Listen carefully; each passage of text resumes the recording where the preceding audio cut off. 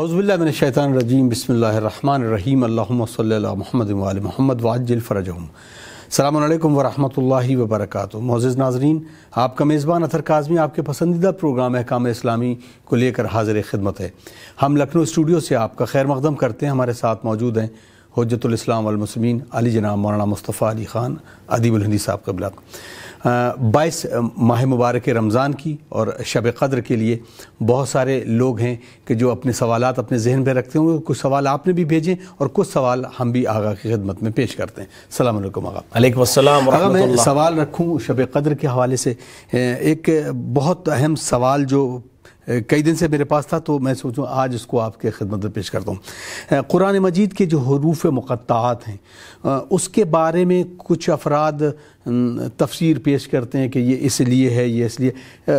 اس تفسیر کو کیا بیان کرنا ٹھیک ہے یا واقعی وہ تعویلات کے زمرے میں آتی ہیں جو قیاس آرائیاں کہلاتی ہیں کسی بھی تفسیر کو پیش کرنے میں، یہ وہ ہوتا ہے؟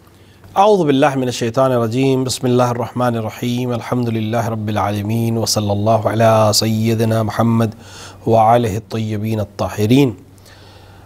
دیکھیں، قرآن مجید کے انشاءاللہ آج کے اعمال اور آج کے دعاؤں میں سب ایک دوسرے کو یاد رکھیں گے۔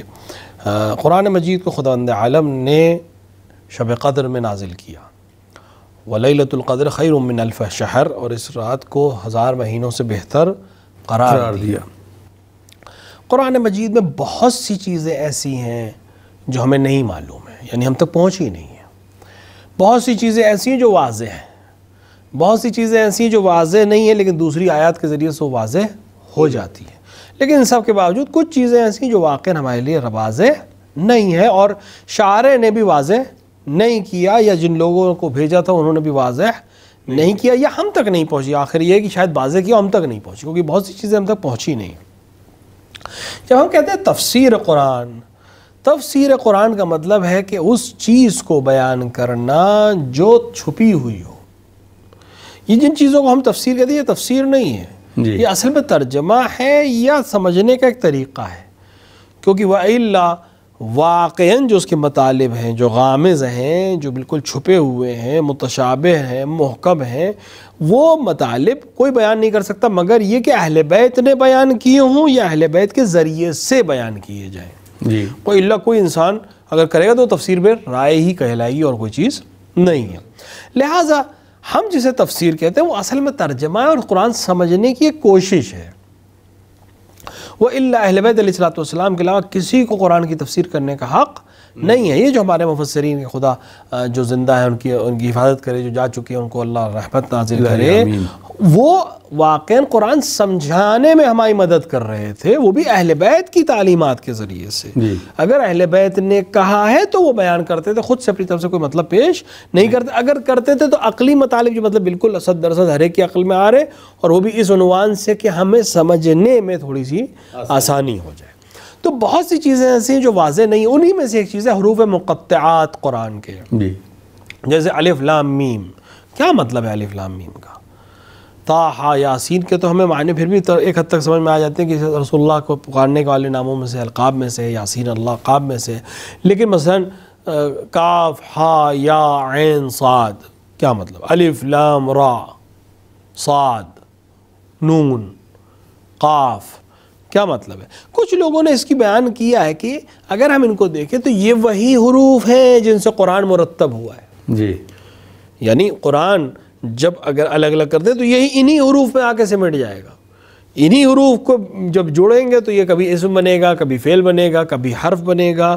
یہی حروف جو الگ الگ لکھے ہیں حروف مقطعات کی شکل میں، انہی حروف سے مل کر پورا قرآن بنا ہے۔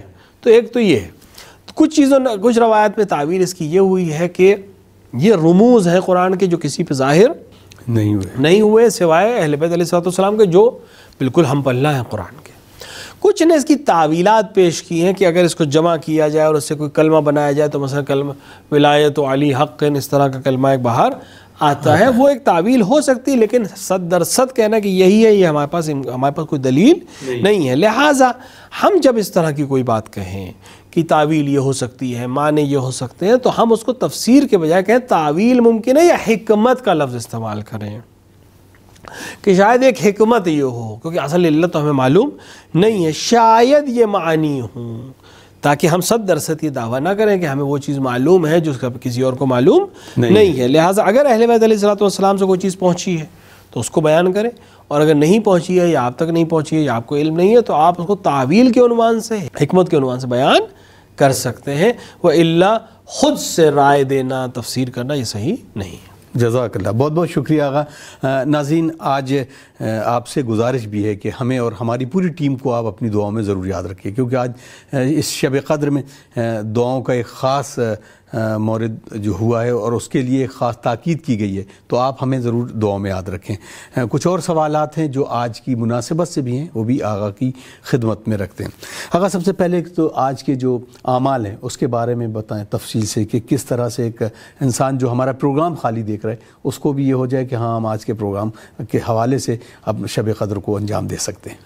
دیکھیں، اعمال شب قدر بہت تفصیل سے ہیں، بہت طولانی ہیں۔ کچھ اعمال ایسے ہیں جو مشترک ہیں، جیسے شب 19 میں کچھ لوگوں نے کیے ہوں گے، شب 21 میں کچھ لوگوں نے کیے ہوں گے، وہی سارے اعمال شب 23 میں بھی موجود ہیں، یعنی قرآن سر پہ رکھ کے دعا پڑھنا، قرآن سامنے رکھ کے دعا پڑھنا، 2 رکعت نماز جس میں کوئی بھی سورہ پڑھ سکتے ہیں، البتہ بہتر ہے کہ سورہ قل هو اللہ احد پڑھا جائے 7 بار، اور اس کے بعد جب نماز تمام ہو جائے تو 70 بار استغفر اللہ واتوب الیہ یا استغفر اللہ ربی واتوب الیہ، دونوں ہمارے پاس روایات میں موجود ہے۔ قرآن کو رکھ کر سر پہ وسیلہ بنا کر اہل بیت علیہ السلام کا دعا کرنا، یہ تمام اعمال مشترک ہیں۔ کچھ خاص اعمال ہیں شب 23 کے عنوان سے کہ جس کو بہت زیادہ احتمال ہے شب قدر ہونے کا روایات کے نزدیک، اس میں مثال کے طور کے اوپر 100 رکعت نماز کے ساتھ ساتھ دیگر چیزیں جو مستحب ہیں، وہ سورہ عنکبوت کی تلاوت ہے، سورہ روم کی تلاوت ہے، سورہ دخان حامیم دخان کی تلاوت کرنا ہے، انا انزلناہ سورہ انا انزلناہ کی 1000 بار تلاوت ناممکن ہو تو 100 بار تلاوت کرنا، استغفار کرنا، زیارت امام حسین علیہ السلام انجام دینا، غسل کرنا شب قدر کی نیت سے۔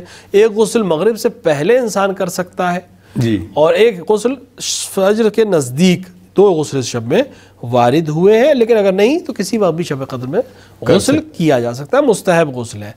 اسی طرح قرآن کی زیادہ زیادہ تلاوت کرنا، پوری رات جاگنا، کچھ بھی نہ کرے، صرف جاگتا رہے، اللہ کے لیے جاگ کر۔ آج کی رات مثلا انسان لہو و لعب میں مشغول رہے کہ مثلا یہاں سے وہاں جا رہے ہیں یا دوستوں کے ساتھ باتیں کر رہے ہیں یا علیاذن باللہ فلم و سیریل میں لگے ہیں، تو یہ واقعاً وقت کو ضائع کرنا اور تلف کرنا، ولو جاگ رہا ہے انسان جی، لیکن کوشش کرے کہ اس رات کو بالکل دیگر رات کی طرح سے نہ دیکھے۔ خداوند عالم نے اس کو 1000 مہینے سے افضل بتایا ہے، تو اس کے اندر کیا گیا عمل 1000 مہینوں سے افضل ہوگا، لہٰذا اس کو اس کا خیال رکھتے ہوئے انجام دیں۔ ساتھ ہی ساتھ بہت سی دعائیں بیان ہوئی ہیں اس شب میں، مفاتی میں تفصیل مل جائے گی۔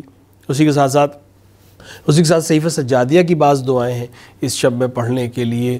اور انسان جو سب سے بہترین عمل اس رات کا ہے وہ ہے اپنے خدا سے مغفرت طلب کرنا، جی، اور اس کا بہترین طریقہ ہے استغفار کرنا اور محمد و آل محمد علیہ السلام کا وسیلہ تلاش کرنا۔ اور آج کی رات منسوب ہے ہمارے وقت کے امام سے، کیونکہ ہمارے سارے نام اعمال آج کی رات امضا ہوں گے، حضرت کی امضا ہوگی، تب وہ لوگوں کے تقدیر میں لکھے جائیں گے۔ لہٰذا اپنے امام سے اپنا رابطہ، لہٰذا اللہم کل ولیک والی جو دعا ہے اس کو زیادہ سے زیادہ تکرار کرنا، اپنے امام سے اپنے آپ کو رابطے کو مضبوط کرنا، اور خداوند عالم سے اس رات جہاں ساری دعائیں کر رہے ہیں کہ یقیناً ہمیں اور آپ کو بھی یاد رکھیں اور ہم آپ لوگوں کو یاد رکھیں۔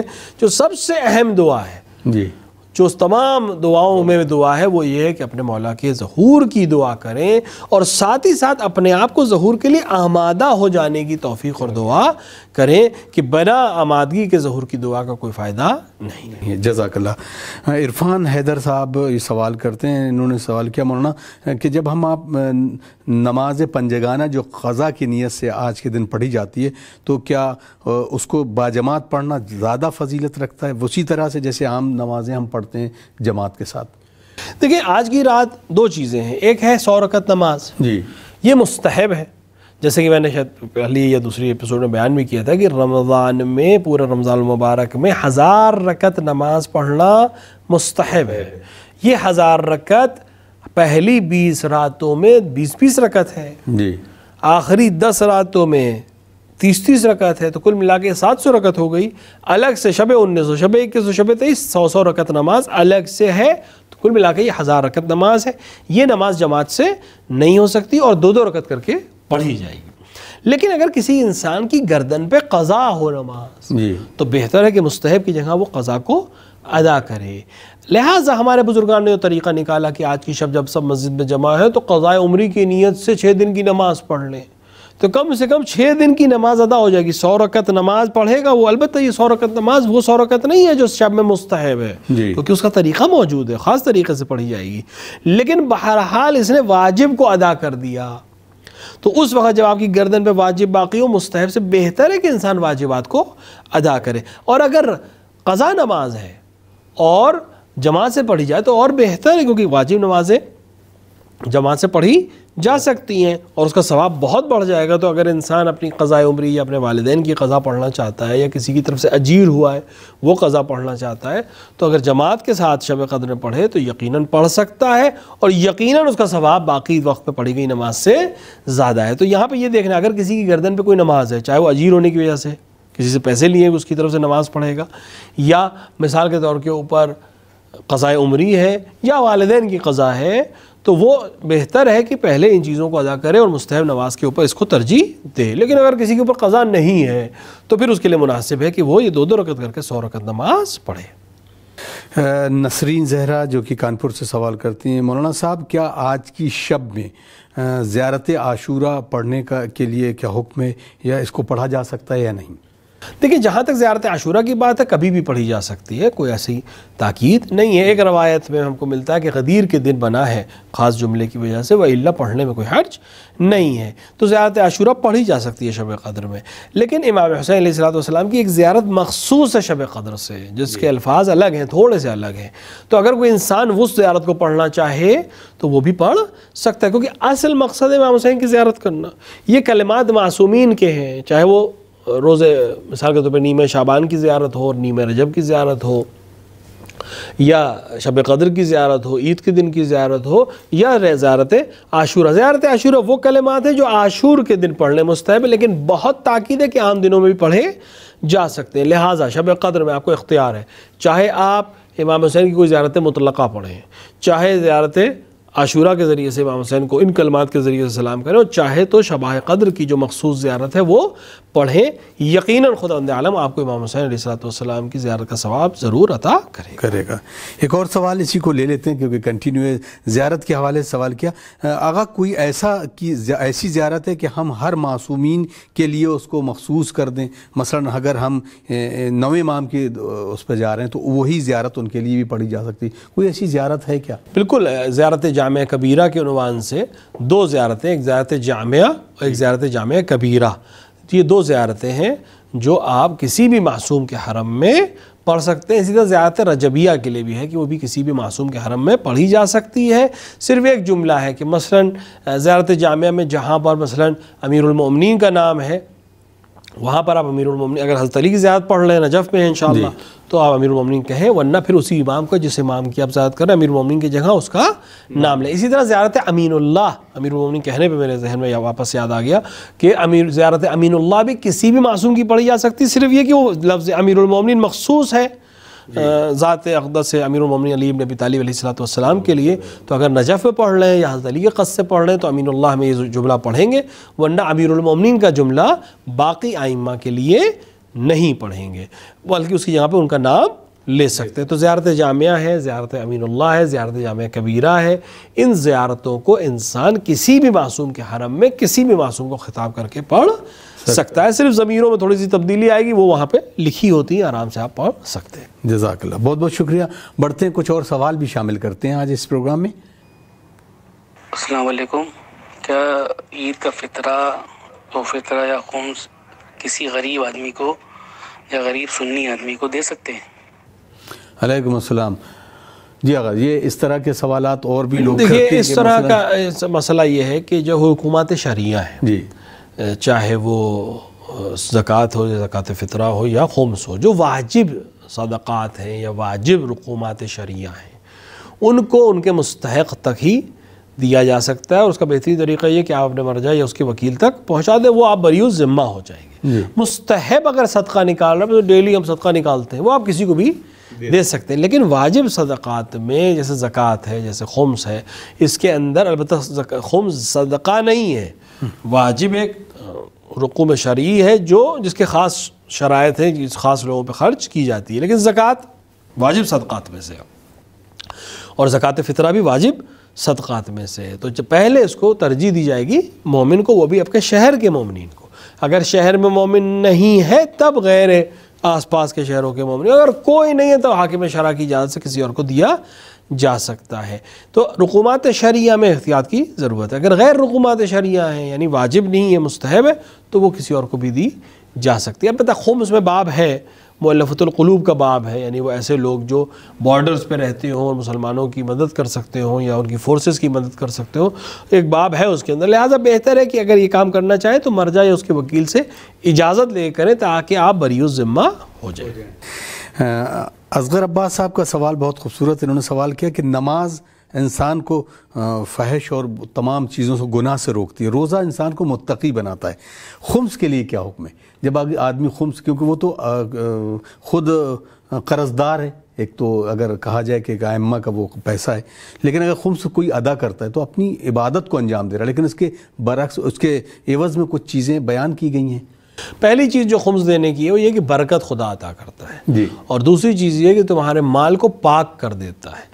زکوٰۃ کے لیے بھی یہی حکم ہے اور خمس کے لیے بھی یہی حکم ہے کہ تو اگر مال کو پاک کرنا چاہتے ہو تو اس کا خمس یا زکوٰۃ ادا کر دو۔ زکوٰۃ چونکہ صرف 9 چیزوں پہ ہے اور خمس تمام چیزوں پہ اور ہر ایک پر ہے۔ زکوٰۃ صرف خاص لوگوں پہ ہوگا کیونکہ جن کے پاس یہ 9 چیزیں ہیں تمام شرائط کے ساتھ، انہی کے اوپر زکوٰۃ ہے، لیکن خمس ہر شخص جس کی تھوڑی سی بھی درآمد ہے اس کے اوپر خمس واجب ہے اس کی بچت کے نتیجے میں۔ تو جو بہترین چیز خداوند عالم کو خمس ادا کے ذریعے سے خمس ادا کرنے والے کو ملتی وہ ہے برکت رزق میں، اور اس کا مال طیب اور طاہر ہو جاتا ہے، اور طیب و طاہر مال یقیناً انسان کو بہت بہتر نتائج دے گا دوسرے مالوں کے مقابلے میں۔ آپ دیکھیں بہت دفعہ ہماری زندگی میں ایسا ہوتا ہے کہ ہم پیسہ کماتے ہیں، بیماری میں خرچ ہو جاتا ہے، جی، پیسہ کماتے ہیں کسی ایکسیڈنٹ میں خرچ ہو جاتا ہے، پیسہ کماتے ہیں ایک دم سے کسی وجہ سے ایک دم خرچ ہو جاتا ہے۔ تو ہمیں دیکھنا پڑے گا کہ کہیں ایسا تو نہیں کہ یہ پیسہ جو ہم کما رہے ہیں اس میں کوئی کمی ہے یا برکت نہیں آ رہی۔ کتنی دفعہ ہوتا ہے کہ انسان کسی مہینے میں کچھ پیسے کماتا ہے، اتنی تنخواہ تو اتنی ہی ہے، ایک مہینے وہ پیسے بچ جاتے ہیں، ایک مہینے وہ پیسے نہیں بچتے۔ اب انسان اس کو صرف مادی طریقے سے دیکھتا ہے، لیکن اگر اس کو معنوی طریقے سے، روحانی طریقے سے دیکھے تو جس مہینے اس کے یہاں مہمان آئے تھے، جس مہینے اس نے امیر المومنین یا ائمہ علیہ السلام کے لیے نذر کی، یا جس مہینے اس نے کسی بھی نیکی کی، کسی بچے کی اسکول کی فیس دے دی، کسی غریب کی مدد کر دی، اس مہینے اس کے پیسے فائدے میں جائیں گے اور اس میں برکت پیدا ہوگی۔ جس مہینے وہ ان امور کو انجام نہیں دے گا اس کے پیسے لگے گا کہ کم خرچ ہوا ہے لیکن وہ پیسے بچیں گے نہیں، برعکس لگے گا کہ زیادہ خرچ ہوئے ہیں لیکن اس کے اندر برکت ملے گی۔ تو ہمیں ان امور کی طرف توجہ کرنی چاہیے اور اس سے بہت سے فائدے آپ کی دنیاوی اور اخروی زندگی دونوں میں حاصل ہوں گے۔ کیونکہ آج کی مناسبت سے ایک اور سوال لے لیتے ہیں آغا اس میں۔ انہوں نے سوال کیا کہ انا انزلنا کا ورد کرنا آج کے اس تاریخ میں اس کو اور کتنی مرتبہ کر سکتے ہیں، اس کے بارے میں بتا دیں۔ انا انزلناہ فی لیلۃ القدر، بسم اللہ الرحمن الرحیم، انا انزلناہ فی لیلۃ القدر، اس سورہ کی تلاوت بہت مستحب ہے آج کی شب میں خصوصاً، وإلا ایسے بھی بہت تاکید ہے اس سورہ کو پڑھنے کی، اور روایت میں ہے معصوم سے کہ اگر کوئی انسان مقروض ہو تو وہ اپنی زبان کو استغفار سے اور سورہ انا انزلنا سے تر رکھے، یعنی اتنی تک پڑھے کہ وہ مسلسل پڑھتا رہے، استغفار اور سورہ انا انزلنا فی لیلۃ القدر۔ تو اور خصوصاً آج کی رات تو جو اس رات کا جس کا ذکر ہے اس سورہ میں تو اس کو ضرور پڑھے۔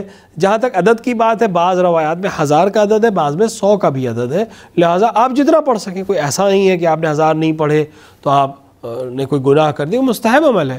آپ 500 پڑھیں، 600 پڑھیں، 700 پڑھیں، 10 بار پڑھیں، 20 بار پڑھیں، کوئی ایسا مطلب نہیں ہے، لیکن کوشش کریں کہ 100 بار ضرور پڑھ لیں اور اگر زیادہ پڑھ سکیں تو اور بھی اچھا ہے۔ بہت بہت شکریہ ناظرین، آپ دیکھ رہے ہیں پروگرام ہے کام اسلامی۔ آج اس ماہ مبارک کہ رمضان کی شب قدر کے اس موقع پر ہم آپ سے پھر گزارش گزار ہیں کہ آپ ہمیں دعاؤں میں ضرور یاد رکھیے، اور ہمارے تمام ناظرین سے پھر گزارش ہے کہ ہمارے یوٹیوب سیگمنٹ میں جا کر ہمارے چینل کو سبسکرائب کریں اور زیادہ سے زیادہ ویڈیوز کو شیئر کریں۔ بڑھتے ہیں کچھ اور سوالوں کو بھی شامل کرتے ہیں اپنے اس پروگرام میں۔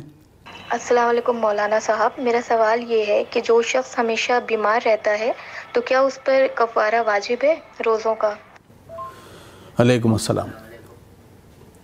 نہیں، جو شخص ہمیشہ بیمار ہے اس پہ کفارہ نہیں ہے، اس پہ فدیہ ہے۔ جی، کفارہ اس شخص پر ہوتا ہے جو واجب کو ادا نہ کرے اور جان بوجھ کے ادا نہ کرے، لیکن یہ اس کے اوپر شرائط ہی نہیں، کیونکہ روزے کی ایک شرط یہ کہ انسان مریض نہ ہو۔ جی، اگر انسان مریض ہے اس پر روزہ واجب ہی نہیں ہے، تو وہ انسان جو مرض کی وجہ سے روزہ نہیں رکھ سکتا، وہ خاتون مثلا جو ولادت کی وجہ سے روزہ نہیں رکھ پا رہی ہے، یا شیردہی کی وجہ سے روزہ نہیں رکھ پا رہی ہے، یا ایج کی لمٹ ایک ہے روزے میں، ایک ایج میں ایک انسان ہے جو بہت بوڑھا ہو چکا ہے، خاتون جو بہت ضعیف ہو چکی ہے، اب روزہ رکھنے کی سخت اس میں نہیں ہے، تو ایسے افراد جو روزہ بیماری کی وجہ سے یا دودھ کی وجہ سے یا بچے کی وجہ سے یا عمر کی وجہ سے نہیں رکھ پا رہے ہیں، ان کو فدیہ دینا ہے۔